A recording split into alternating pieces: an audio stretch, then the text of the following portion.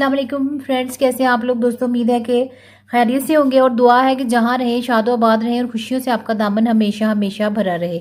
आमीन सुमा आमीन। तो आज मैं अपने बहन भाइयों के लिए बहुत ही यूज़फुल रेमेडी लेके आई हूँ, जो कि अब ईद आने वाली है तभी आपको इसका फ़ायदा होगा। और वैसे भी जब समर स्टार्ट होते हैं तो हाथों और पाँव पे भी टैन आ जाता है। आधा पाँव वाइट होता है तो आधा पाँव जो होता है वो ब्लैक होता है, और जो बहुत ही बुरा लगता है। इसी और साथ में सिर्फ फेस की ही केयर नहीं करनी चाहिए, बल्कि अपने हाथों पाँव की भी केयर करनी चाहिए। अगर हाथों पाँव की केयर नहीं करेंगे तो आपके नेल पे फंगस आ जाएगा, और भी बहुत सारी डिजीज़ जो है वो आजकल लग जाती हैं, क्योंकि हमारा जो माहौल है वो काफ़ी उसमें पोल्यूशन आ गया है। ये जो मिट्टी धूल है ये हमारे फेस के साथ साथ हाथों पाँव पे भी जम जाती है।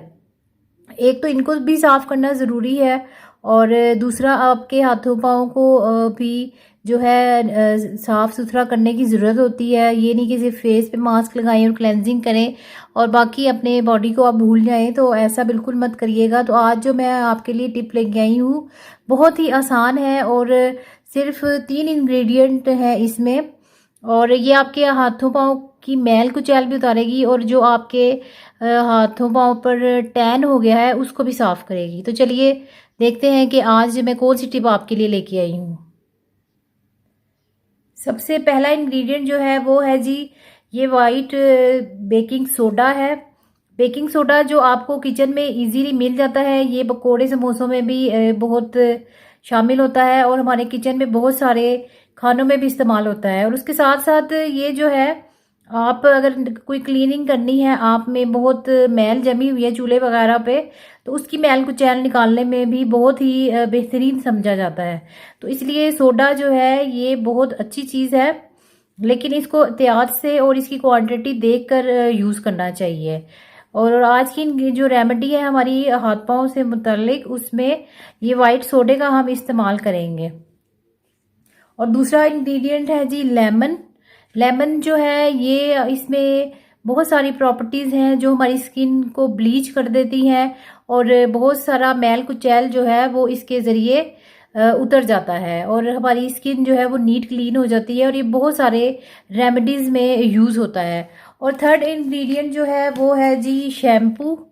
शैम्पू आप चाहे तो साशे वाला शैम्पू भी इस्तेमाल कर सकते हैं, और आप चाहें तो जो भी शैम्पू आप यूज़ करते हैं वो वाला यूज़ कर सकते हैं। ठीक है जी, ये 3 चीज़ें आज की हमारी रेमेडी में होंगी, और ये तीनों चीज़ें जो है आपको इजीली घर में मिल जाएंगी। मेरी यही कोशिश होती है कि ऐसी रेमेडीज़ बनाई जाए कि आपको बाहर से कुछ लाने की ज़रूरत ना पड़े, क्योंकि मेरे अक्सर बहन भाई जो है वो हर्बल टिप्स जो है वो यूज़ करना पसंद करते हैं कि जो घर में इजीली अवेलेबल हो, क्योंकि बाज़ औक़ात बाहर जाना बहुत मुश्किल हो जाता है। जैसे कि अभी कोरोना आया था तो बाहर निकलना बहुत मुश्किल हो गया था, तो इसलिए ये जो घरेलू टोटके हैं ये कोई आज के नहीं है, बहुत ही ज़माना कदीम से जो हमारे बड़े बूढ़े हैं वो भी इसका यूज़ करते आए हैं, और इनके फ़ायदे जो आजकल की हम क्रीम्स वगैरह यूज़ करते हैं उनसे 100 गुना जो है वो ज़्यादा है, और इनका कोई साइड इफ़ेक्ट नहीं होता। इसमें कोई एज लिमिट नहीं होती, ये टीनेजर भी यूज़ कर सकते हैं,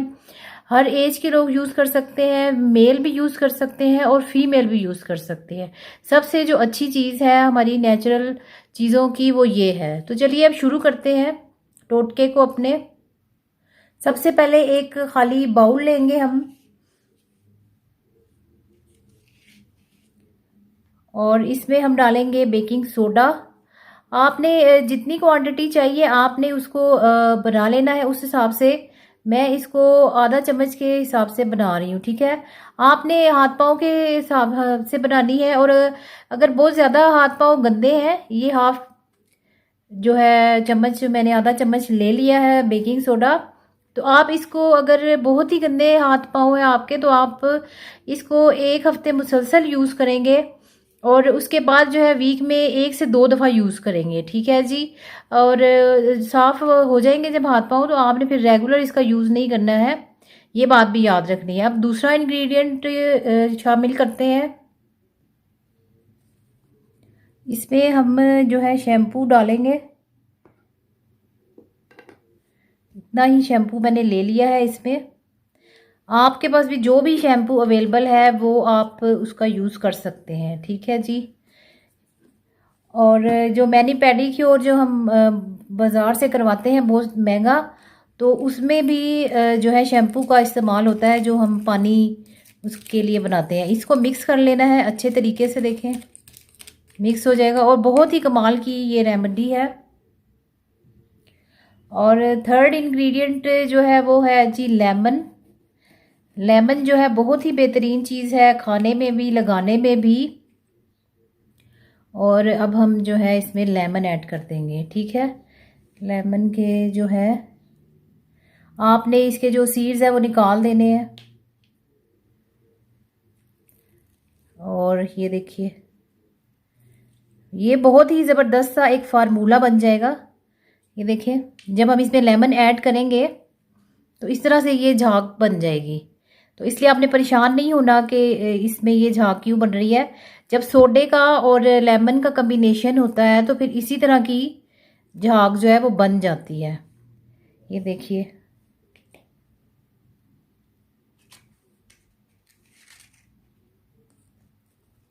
ये देखिए इतनी ज़बरदस्त सी इसमें झाग बन गई है, ठीक है। अब जो हमारा फार्मूला है वो तकरीबन रेडी हो गया है। आपने हाथ पाँव को धो लेना है अच्छे से कोई भी रेमेडी लगाने से पहले। अब आपने क्या करना है, ये लेमन जो हमने स्क्वीज़ किया है वो वाला ही इसमें डालना है और इसी से अपने हाथ पाँव पे अच्छे तरीके से अपने हाथों पे भी लगाना है और पाँव पे भी लगाना है। ये देखिए इस तरह से आपने इसकी अच्छे से जो लेमन है इसको आपने जो इसके अंदर रह भी गया उसको भी अच्छे तरीके से आपने जो है अपने हाथों को इस तरह साफ़ करना है, ठीक है। ये लगाते जाएं और साथ साथ लेमन जो है उससे भी आप इसको ज़रा अच्छे तरीके से आपने अपने हाथों पे इस तरह इसको लगाना है, ठीक है जी। इसको डिप करें, जैसे ही ये ख़त्म होना लगे आपको कि ये ड्राई हो रहा है तो आपने इसको लगाना है, फिर लगाना है अच्छे से।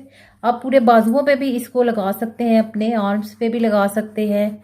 इसको आप जो है अपने लेग्स को भी साफ़ कर सकते हैं इससे, अपनी अंडर आर्म्स को भी साफ़ कर सकते हैं। आपको जिधर जिधर भी अपने बॉडी पे टैन लग रहा है तो आप इसको यूज़ कर सकते हैं। और ये बहुत ही बेहतरीन चीज़ है।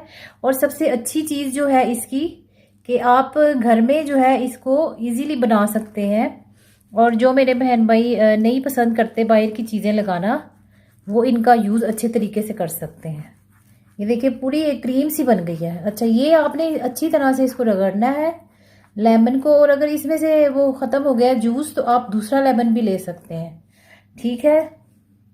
तो इस तरह आपने अपने हाथों पे और अच्छे तरीके से इसको ऐसे और लगा लेना है, ठीक है जी। ये देखिए ये अब मेरे हाथों पे लग गया। आपने इसको 5 से 10 मिनट तक ऐसे ही रहने देना है।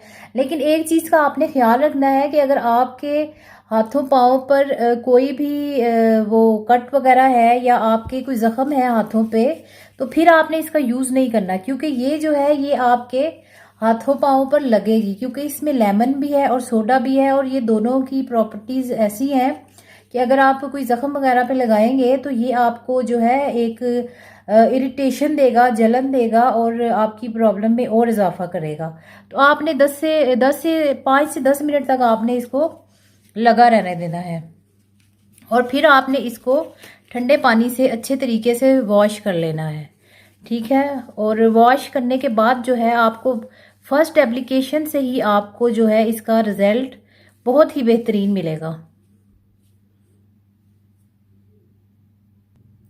ये देखिए मैंने वॉश कर लिया है हाथ को, और ये मेरा दूसरा हाथ है जिस पे मैंने कुछ भी नहीं लगाया था, और ये मेरा वो वाला हाथ है। और मुझे तो काफ़ी वाज़ेह फ़र्क नज़र आ रहा है। तो ये रेमेडी आप जो है रेगुलर भी कर सकते हैं और इसी तरीके से आप करेंगे तो आपको बहुत फ़ायदा होगा। लेकिन बस ये आपने चीज़ का ध्यान रखना है कि आपने किसी ज़ख्म वगैरह पे नहीं लगानी है, वरना फिर प्रॉब्लम हो जाएगी। अगर आपको आज की रेमेडी पसंद आई है तो चैनल को सब्सक्राइब कर दीजिएगा और वीडियो को अपने दोस्तों के साथ ज़रूर शेयर कीजिएगा कि जिनके हाथ पाँव पर बहुत ज़्यादा टैन रहता है। और ये फर्स्ट एप्लीकेशन में ही आपको बेहतरीन रिजल्ट देगी। और हैंड वॉश करने के बाद आपने ज़रूर कोई ना कोई मॉइस्चराइज़र जो है अपने हाथों पे अप्लाई करना है, वो भी बहुत ज़रूरी है। मॉइस्चराइज़ भी किया करें अपने हाथों पाँव को भी। तो ठीक है दोस्तों, फिर मुलाकात होगी नेक्स्ट वीडियो में। जब तक के लिए मुझे इजाज़त दीजिए। अल्लाह हाफिज़।